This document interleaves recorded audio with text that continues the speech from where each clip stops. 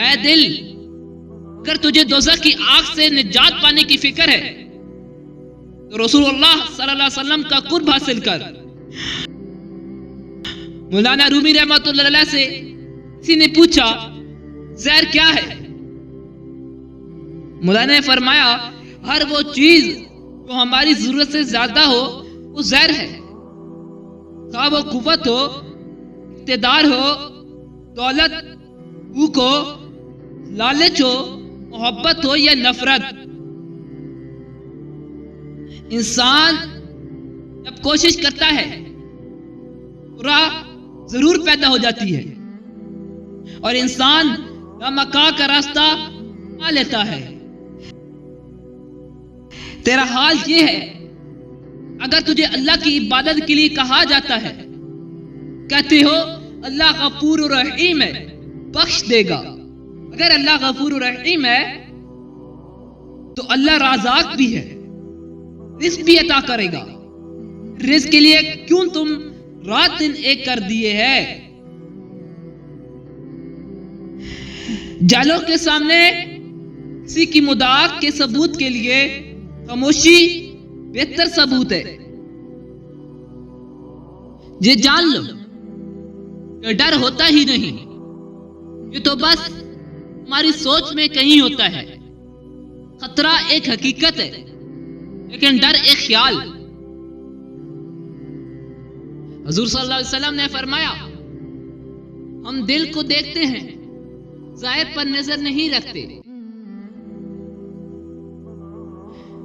جب تو اپنے خود غرض نفس پر قابو پا لے گا، اب تیرے دکھ خوشیوں میں بدل جائیں گے۔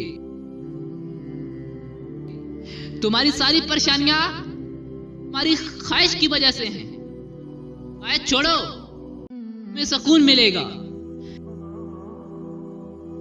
زیادہ مذاق کرنے سے آدمی کی عزت چلی جاتی ہے اور لوگوں سے دشمنی پیدا ہو جاتی ہے۔ انسان کو خدا نے بہترین سانچے میں ڈال کر پیدا کیا ہے۔ جنتی اور جہنمی وہ بعد میں بنتا ہے۔ پھول کا کانٹے کے ساتھ صبر اس میں مہک اور حسن پیدا کرتا ہے۔ دعا سے دل کا غبار ہٹ جاتا ہے اور روح کا سکون لوٹ آتا ہے۔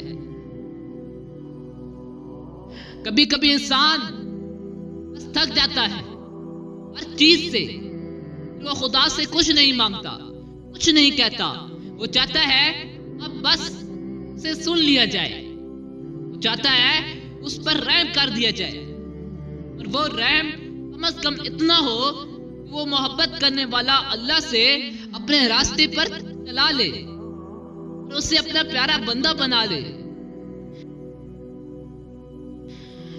مولانا جلال الدین رومی رحمۃ اللہ علیہ فرماتے ہیں ہر وقت اللہ کے کرم کا شکر ادا کرتے رہو۔ صرف پیسہ ہی رزق نہیں ہے، علم، عقل، ذہن، تیرا، اولاد، ادب اور اخلاق بھی رزق میں شامل ہے۔ مخلص ہمدرد دوست بھی بہترین رزق میں شامل ہیں۔ دنیا اگر ہاتھ سے نکل جائے بندہ غریب ہو جاتا ہے، یہی دنیا اگر دل سے نکل جائے تو بندہ ولی بن جاتا ہے۔ خاموش رہو، صرف خدا ہی تمہارے دل کا بوجھ ہلکا کر سکتا ہے۔ ہم ایسے منافق لوگ ہیں کہ کسی کی تکلیف کو اس کی گناہوں کی سزا سمجھتے ہیں اور اپنی تکلیف کو آزمائش۔ کسی کی پہچان ان سے نہیں ہوتی بلکہ ادب سے ہوتی ہے، کیونکہ علم تو ابلیس کے پاس بھی تھا لیکن وہ ادب سے محروم تھا۔ دشمن سے زیادہ ہمارے وہ دوست خطرناک ہیں، منافقانہ انداز میں ہمارے جذبات سے کھیلتے ہیں۔ انسان کو اپنے عیوب پر نظر رکھنی چاہیے، ورنہ اس کی نیکیوں کو نظر بد لگ جائے گی۔ اگر آنکھ کی بینائی ختم ہو جائے انسان رات اور دن میں فرق نہیں کر سکتا. اسی طرح دل اندھا ہو جائے انسان حق اور باطل میں فرق نہیں کر سکتا.